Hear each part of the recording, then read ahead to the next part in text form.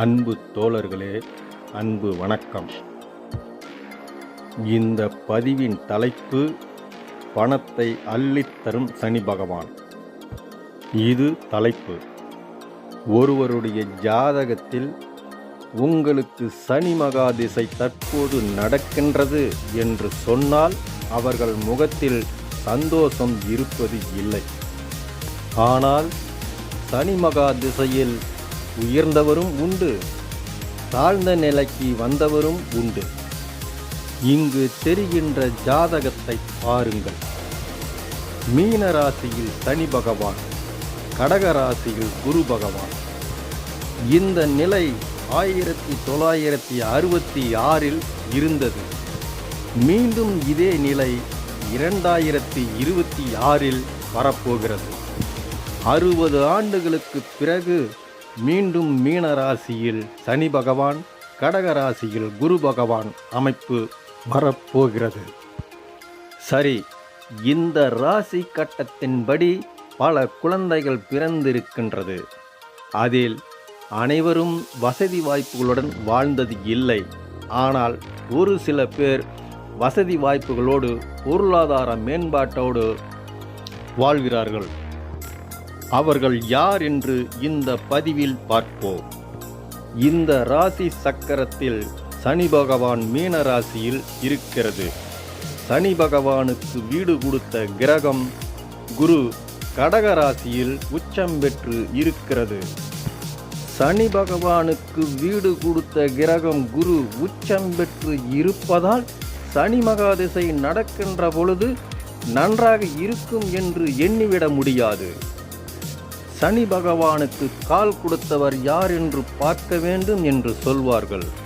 சனி பகவான் இங்கு ரேவதி நட்சத்திரத்தில் இருக்குது என்று வைத்துக் கொள்ளுங்கள். அப்போது ரேவதி நட்சத்திரத்திற்கு உண்டான கிரகம் புதன் என்றால் புதன் இந்த ராசி கட்டத்தில் எவ்வாறு உள்ளது என்று பார்க்க வேண்டும் என்பார்கள். அப்படி பார்த்தால் பலன் சரியாக வராது. சனி பகவான் இங்கு ரேவதி நட்சத்திரத்தில் 1ஆம் பாதத்தில் இருக்குது என்று வைத்துக் கொள்ளுங்கள். குரு பகவான் இங்கு கடக ராசியில் ஆயில்யம் நட்சத்திரத்தில் 1 பாகத்தில் இருக்குது என்று வைத்துக் கொள்ளுங்கள். இந்த 2 கிரகத்தையும் 9ஆம் கட்டத்தில் போட்டால் தனுசு ராசியில் 2ம் இணைந்து நிற்கும்.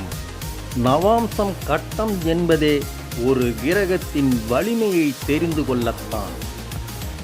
சனி பகவான் 9ஆம் கட்டத்தில் துலா ராசியிலும் மகர ராசியிலும் கும்பராசியிலும் இருந்தால்தான் பலம் என்று அர்த்தம் இல்லை.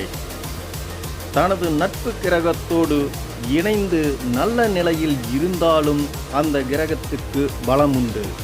இந்த அமைப்பில் இருக்கும் ஜாதகருக்கு லட்சக்கணக்கிலும் கோடிக்கணக்கிலும் பணத்தை அள்ளி பார்ப்பார்கள். உங்களுக்கு ஒரு சந்தேகம் வரலாம், இப்படி இருந்தால் ராசி கட்டம் தேவையில்லையா, 9ஆம் கட்டத்தை பார்த்தே பலன் சொல்லிவிடலாமா என்ற சந்தேகம் வரலாம். ராசி கட்டத்தில் சனி பகவானை பார்ப்பது யார்? நண்பரா இல்லை பகைவரா? கூட இருப்பவர் யார்? இதையெல்லாம் தெரிந்துதான் பலன் சொல்ல வேண்டும். ராசி கட்டத்தில் கன்னி ராசியில் செவ்வாய் இருக்குது என்று வைத்துக் கொள்ளுங்கள். அப்பொழுது சனி பகவானை குருவும் பார்க்கிறது, அதே சனி பகவானை செவ்வாயும் பார்க்கிறது. இதனால் சகோதர வர்க்கம் அல்லது சொத்து சமாசாரத்தில் ஒரு பஞ்சாயத்து வர இருக்கும். ராசி கட்டத்தில் சனி பகவான் உத்திராட்டத்தி நட்சத்திரம் 4ஆம் பாதத்தில் இருக்குது என்று வைத்துக் கொள்ளுங்கள். 9ஆம் கட்டத்தில் விருச்சிக ராசியில் சனி பகவான் இருக்கும். கூடவே அந்த இடத்தில் செவ்வாயும் இருக்குது என்றால் சனி மகாதிசை நடக்கின்ற பொழுது அல்லது செவ்வாய் திசை நடக்கின்ற பொழுது வம்பு வழக்கு என்று ஒரு பஞ்சாயத்து வந்துவிடும். அதே இடத்தில் செவ்வாய்க்கு பதிலாக கேது இருக்குது என்று வைத்துக் கொள்ளுங்கள். அந்த சனி மகாதிசையில் ஒரு போராட்டத்தை சந்திக்க வேண்டியது வரும். ஏனென்றால் கேது ஒரு போராட்ட கிரகம். சரி, இந்த ராசி சக்கரத்தில் சனி பகவான் உத்தராட்டத்தின் நட்சத்திரம் 3ஆம் பாதத்தில் இருக்குது என்று வைத்துக் கொள்ளுங்கள். கடக ராசியில் குரு பகவானும் பூச நட்சத்திரம் 3ஆம் இடத்தில் இருக்குது என்றால் இந்த 2 கிரகங்களும் 9ஆம் கட்டத்தில் துலா ராசியில் இருக்கும்.